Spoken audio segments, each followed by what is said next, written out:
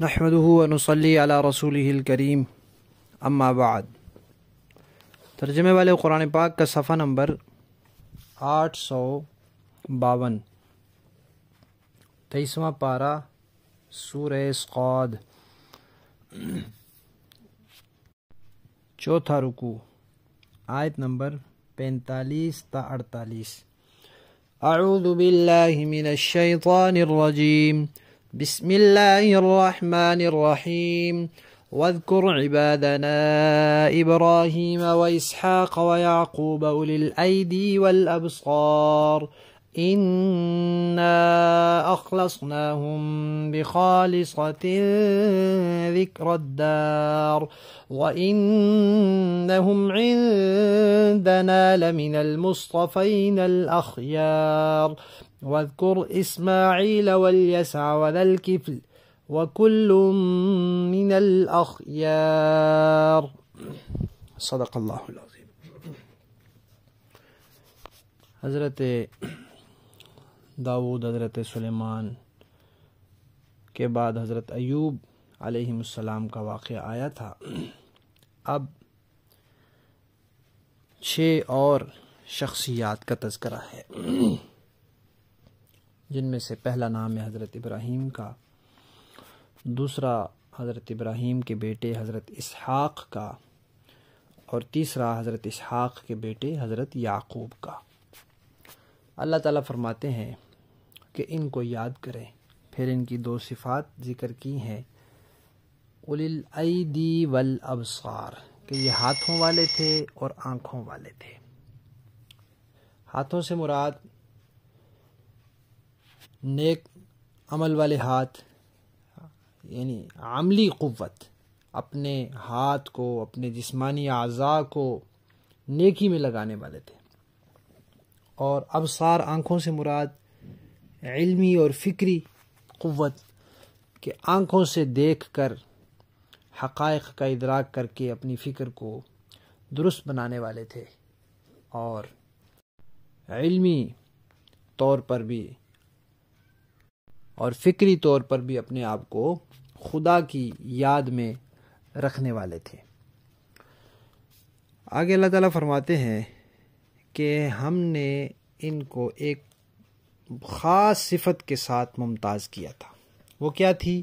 آخرت کی یاد۔ حضرات مفسرین کرام نے لکھا ہے کہ جتنا اللہ کے نبی آخرت کو یاد کرتے ہیں، اتنا کوئی اور کر ہی نہیں سکتا۔ نبی ہر لمحہ آخرت کو یاد رکھتا ہے، اور یہ پہلے بات بیان ہو چکی ہے کہ اہل سنت کے نزدیک تمام انبیاء کرام پیدائش سے لے کر وفات تک ہر قسم کے گناہ سے معصوم ہیں، نبی سے گناہ ہوتا ہی نہیں۔ اس کی ایک وجہ یہ بھی ہے کہ نبی ہر وقت آخرت کو یاد رکھتا ہے۔ اس کا تذکرہ کیا اللہ تعالیٰ نے۔ دوسری صفت یہ بتائی، اللہ تعالیٰ فرماتے ہیں کہ وہ ہمارے چنے ہوئے اور بہترین بندوں میں سے تھے۔ تو جو اللہ کے چنے ہوئے بندے ہوں، ان کے اندر پھر کوئی عیب اور خرابی نہیں ہوتی۔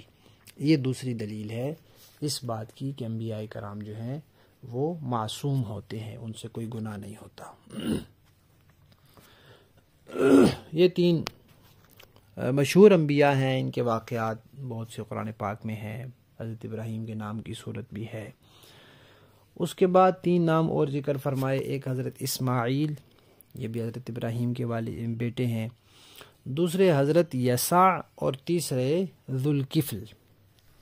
اب یہ جو یسع اور ذوالکفل ہیں، ان دونوں کا قرآن پاک میں صرف 2 جگہ نام آیا ہے۔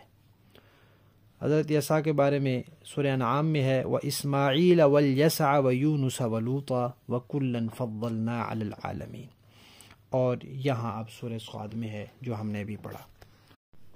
اور حضرت ذوالکفل کے بارے میں سورہ انبیاء میں ہے، وَإِسْمَاعِيلَ وَإِدْرِيسَ وَذَا الْكِفْلِ كُلٌّ مِّنَ الصَّابِرِينَ، اور دوسرا تذکرہ یہاں ہے۔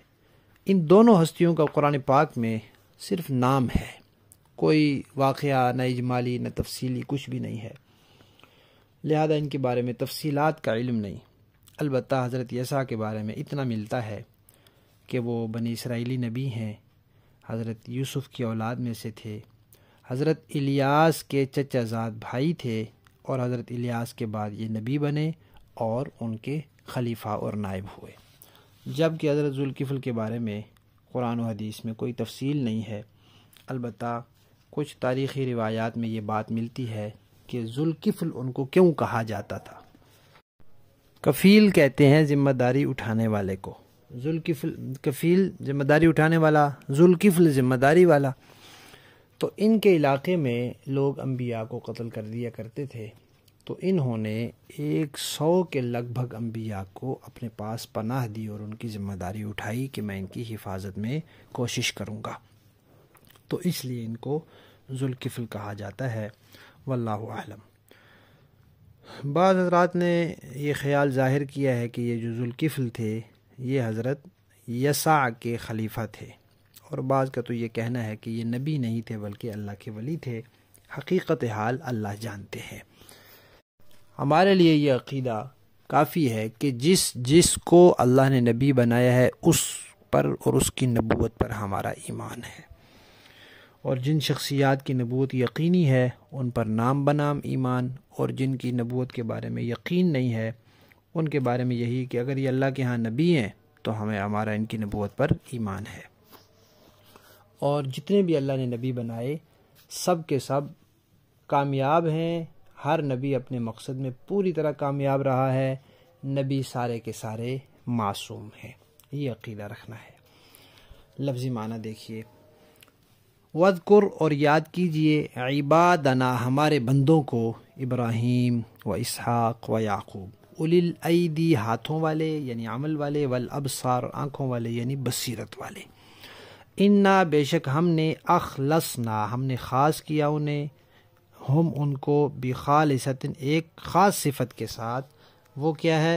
ذکر یاد، الدار آخرت کے گھر کی، وَإِنَّهُمْ اور یقیناً وہ، عندنا ہمارے نزدیک، لمن ان لوگوں میں سے ہیں، المصطفین جو چنے ہوئے ہیں، منتخب کیے ہوئے ہیں، الاخیار اور بہترین لوگ ہیں۔